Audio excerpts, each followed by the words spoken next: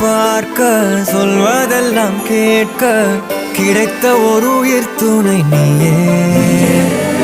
என் சிரிப்பில் பாதி என் துயரில் பாதி பகிர்ந்து நீ அருந்துகிறாயே.